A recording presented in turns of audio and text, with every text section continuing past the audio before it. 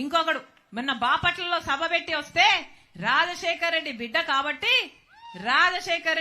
కాబట్టి బాపట్ల నుంచి అడుగు బయట పెట్టనిచ్చారట. ఒక్క నిమిషానికి నేను రాజశేఖర్ రెడ్డి బిడ్డను కాదనుకుందాం.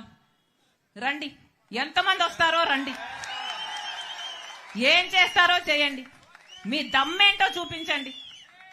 సిగ్గుండాలి కదా రాజశేఖర్ రెడ్డి గారి పేరు పెట్టుకొని రాజశేఖర్ రెడ్డి గారి ఆశయాల కోసమని నిలబడ్డామని చెప్పుకుంటూ ఇంత దయనీయంగా, ఇంత దరిద్రంగా, ఆడ మగ తేడా లేదు, ఉచ్చం నీచమని తేడా లేదు, 5 సంవత్సరాలలో అన్ని మాటలు తప్పారు, ఘోరంగా పరిపాలన చేశారు. రాజశేఖర్ రెడ్డి గారి సంక్షేమ పాలనకు జగనన్న పాలనకు నక్కకు నాగలోకానికి ఉన్నంత తేడా ఉంది.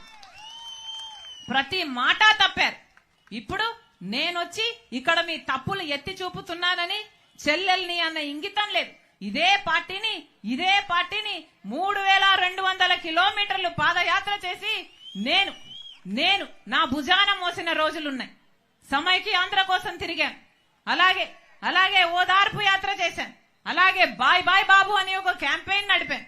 ఎక్కడ అవసరం ఉంటే అక్కడ నాకు ఈ పదవి కావాలి అని ఎప్పుడు నోరు తెరిచి అడగకుండానే వాళ్ళకి ఏ అవసరం ఉంటే అది చేశాను.